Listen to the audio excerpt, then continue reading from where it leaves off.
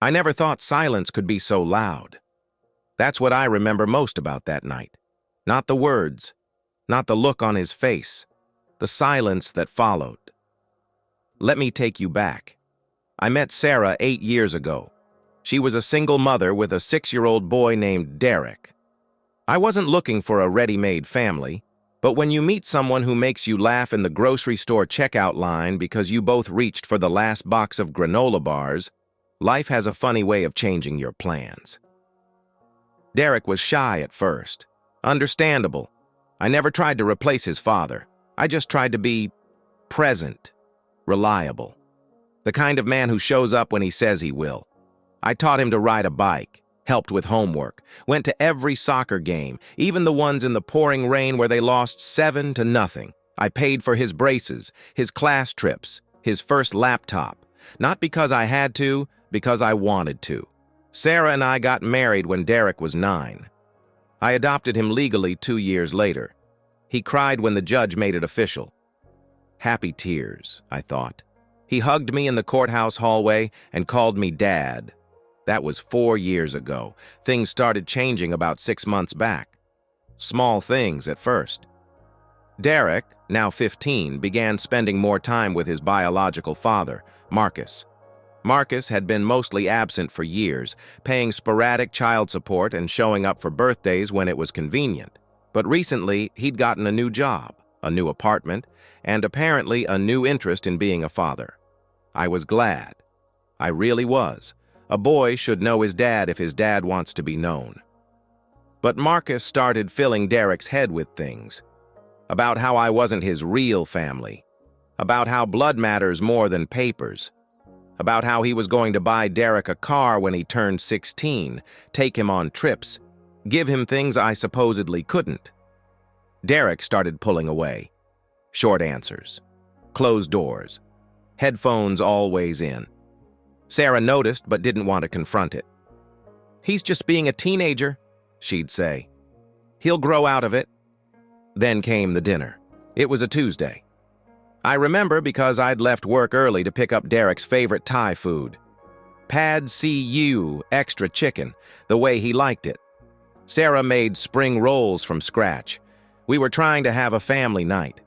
Trying to reconnect. Derek came to the table with his phone. I asked him to put it away. He sighed, loud, dramatic. "Can we not do this tonight?" he said. "Do what?" I asked calmly. "This whole family thing, it's fake." Sarah looked up from her plate. "Derek, that's enough." "No, Mom, it's not enough. I'm tired of pretending." I felt my chest tighten, but I kept my voice level. "Pretending what?" He looked right at me. 15 years old with eyes that suddenly seemed much older and much colder. "That you're my father. That this matters. My real dad says I don't have to pretend anymore." The room got very still. "Derek," Sarah said quietly, "we've talked about this." "Yeah, we've talked, but nothing changes. He's still here, acting like he has a right to tell me what to do. Acting like he's part of this family." I set down my fork carefully. "I am part of this family." Derek laughed. Not a real laugh, something sharp and practiced. "In this family, you no longer matter." 7 words. I looked at Sarah, waiting for her to say something, anything. She opened her mouth, closed it, looked down at her plate. The silence stretched. I stood up slowly, pushed my chair in, walked to our bedroom, closed the door. I didn't slam it. I just closed it. If you've ever felt invisible in your own home, you know what this story is about. If you believe in quiet strength over loud arguments, consider subscribing. There's more to come. I sat on the edge of the bed for 20 minutes. Sarah didn't come in. When I finally walked back out, Derek was in his room and Sarah was cleaning up the kitchen. "Are you okay?" she asked, not looking at me. "Are you?" I replied. "He didn't mean it. He's confused. Marcus is filling his head with—" "You didn't say anything, Sarah." "I didn't know what to say." "You could have told him he was wrong." She turned to me then, dish soap still on her hands. Can we not make this bigger than it is? Please? I'll talk to him tomorrow. But I realized something in that moment. It was already big, and I was already tired. I'd spent 8 years proving I belonged, 8 years being steady when things were hard, 8 years showing up, and in 7 words, a 15-year-old boy had erased all of it. What hurt more was that the woman I married let him. So I made a decision. I didn't announce it. I didn't make a speech. I just started pulling back. The next morning, I got up early like always, made my coffee. But I didn't make Sarah's like I usually did. Didn't ask Derek if he wanted a ride to school. I went to work. That evening, Derek asked me to look over his essay. I was sitting on the couch with a book. I'm busy, I said. It's due tomorrow. Maybe ask your real dad. He stared at me, walked away. Sarah noticed at dinner. We'd fallen into this rhythm over the years where I cooked Tuesday, Thursday, and Sunday. That Thursday, I didn't cook. Are we ordering in? She asked. I don't know what you're doing, I said. I already ate. I'd picked up a sandwich on the way home, ate it in my car before coming inside. What's going on? Sarah asked. Nothing, I said. I'm just giving Derek what he wants. Space from someone who doesn't matter. You're being petty. I'm being honest. The weekend came. Derek had a soccer tournament 2 hours away. I'd never missed one. Saturday morning, Sarah came out with Derek's gear bag. We need to leave by 8, she said. Have a good time, I replied. I was on the couch drinking coffee. You're not coming? Why would I? I don't matter in this family, remember? Derek appeared in the hallway. He looked uncomfortable. Are you serious right now? Sarah asked. Completely. They left without me. I spent the day cleaning out the garage, organizing things.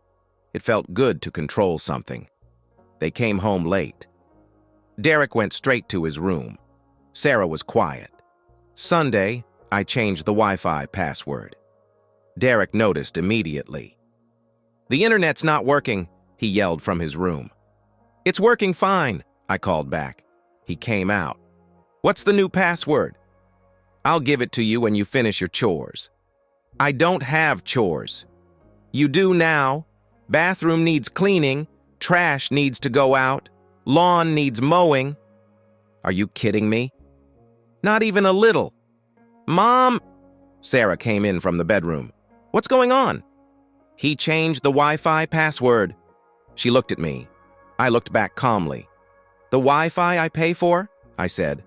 Yes, I did. This is ridiculous, Derek said. Then go use your real dad's internet. He stormed off. Sarah and I stood in the kitchen. You need to stop, she said. Stop what? I'm just making sure everyone knows exactly where they stand. He's a child. He's old enough to tell me I don't matter. He's old enough to handle the consequences. Monday morning, I moved money. We had a joint account where I deposited my paycheck. Sarah managed the household expenses from it. I opened a new account, transferred my direct deposit, left exactly half of what I normally contributed in the joint account. That afternoon, Sarah called me at work. What did you do to the bank account? I moved my money to a separate account. Why would you do that? Because I'm no longer invested in a family where I don't matter. So what, you're just going to let us struggle? I left half for Derek's expenses. That's more than fair, considering I'm not actually his father. You're being cruel. I'm being clear. She hung up. Wednesday, Derek needed new cleats for soccer. Sarah told him to ask me. He came into the living room I was reading. Can I get money for cleats? I looked up. Ask your real dad. He can't right now. That's unfortunate. Come on, don't be like this. Like what? You know what? I really don't. Explain it to me, Derek. Explain how the person who doesn't matter should still fund your hobbies. He stood there. For the first time, I saw something crack in that confident facade. "I didn't mean it like that." "How did you mean it?" He didn't answer. He walked away. Thursday, the power company sent a disconnect notice. Sarah had missed the payment. "I don't have enough in the account," she said. "I need you to transfer more money." "That's the budget you have to work with now." "You can't be serious." "I'm very serious." "So we're just supposed to sit in the dark?" "You'll figure it out. I have faith in you." I paid my half. She scrambled to cover the rest. Called her mother. Borrowed money. Friday evening, Marcus was supposed to pick up Derek. 7 o'clock came and went. Derek called him. Texted. No response. 8 o'clock. 9 o'clock. Derek sat by the window, bag packed, face getting longer with each passing minute. I watched from the kitchen. Said nothing. At 9:30, Sarah said, "He's not coming." "Appears that way," I replied. "Can you—" She started. "Can I what?" "Just talk to him, please." "Why?" "I don't matter, remember?" Her eyes filled with tears. "I know you're hurt, but he's hurt too. He's confused." "Then he should call his real dad." "Oh, wait." I went to bed. Saturday morning, I woke up to find both of them sitting at the kitchen table, waiting for me. "We need to talk," Sarah said.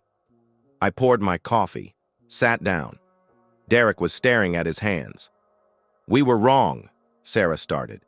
"Derek has something he wants to say." Derek looked up. His eyes were red. "I'm sorry," he whispered. I sipped my coffee, said nothing. "I didn't mean what I said.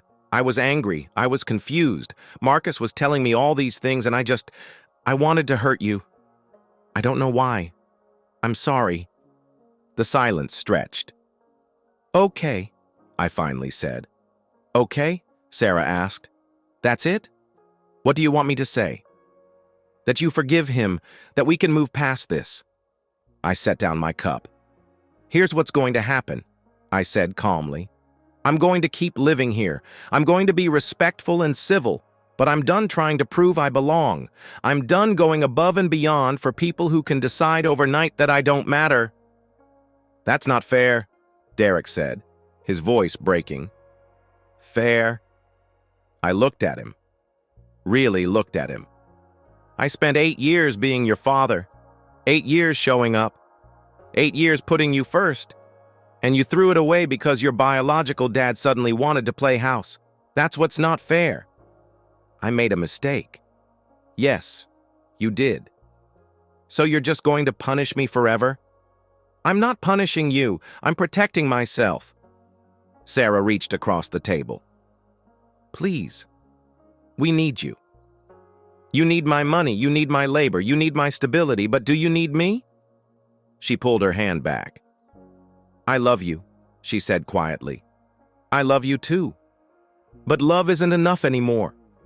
Not without respect. Not without being valued." "What do you want from us?" Derek asked. I thought about it for a long moment. "I want you to understand that words have consequences. That people aren't machines you can switch on and off depending on your mood. I want your mother to defend me when I'm disrespected under our own roof. I want both of you to recognize that I chose this family. Every single day I chose you. But you have to choose me back." "We do choose you," Sarah said desperately. "You chose silence when your son told me I didn't matter. You chose convenience when you needed my money. You chose comfort when you wanted things back to normal. But you didn't choose me. Not really." Derek was crying now, full tears. "Please," he said. "Please, Dad, I need you." That word, Dad, it almost broke me, almost. "Then show me," I said quietly. "Not with words, not with apologies in the moment. Show me with time, with consistency, with actually valuing what I bring to this family beyond a paycheck and free labor." "How long?" Sarah asked. "How long until you forgive us?" "I don't know. Maybe a long time. Maybe never fully. That's the thing about breaking trust. You don't get to decide when it's repaired. I stood up. I'm going to go do some work in the garage. You two should talk about what you really want, because I'm not coming back to how things were.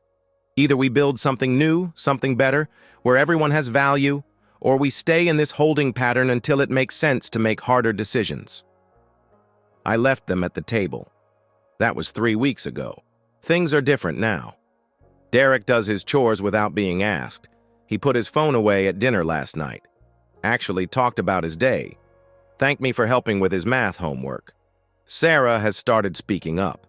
When Derek got moody last week, she shut it down immediately, told him respect is non-negotiable in this house. I put some money back in the joint account. Not all of it, but some. We're trying. But I'm different now, too. I'm not desperate to prove myself anymore. I'm not anxious for approval. I know my worth. I know what I bring, and I know that I don't have to accept being treated as optional. Some people might think I was too harsh, that I should have just accepted their apologies and moved on. But here's what I learned. Grace without boundaries is just enabling. Forgiveness without change is just a cycle.